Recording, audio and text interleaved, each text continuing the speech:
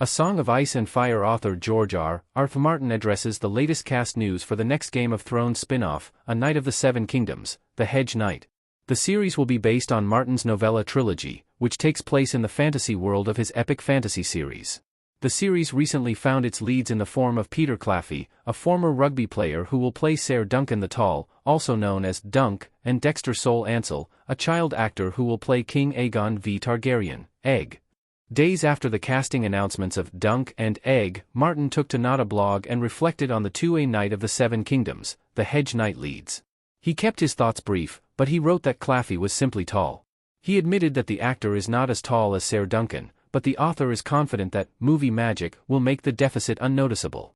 Regarding Ansel, he stated that the young actor has a lot of experience for his age and seems committed to the role. Read his full comment below.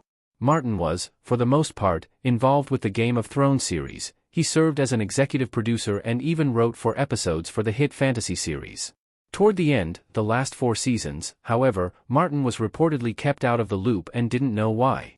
Because of this, it's said that the latter half of the series faltered, especially season 8 with the controversial Game of Thrones ending.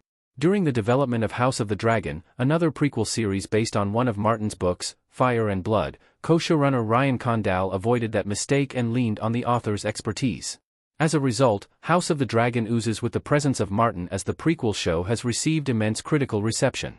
In one of his blog posts, Martin said, "Hot D is all I hoped it would be, dark, powerful, visceral, disturbing, stunning to look at, peopled with complex and very human characters brought to life by some truly amazing actors."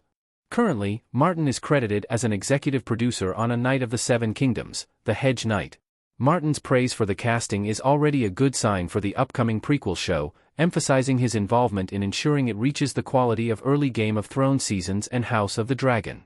The show's progress is a further indication that it will make it to the silver screen, unlike the recent news about the Jon Snow series being shelved.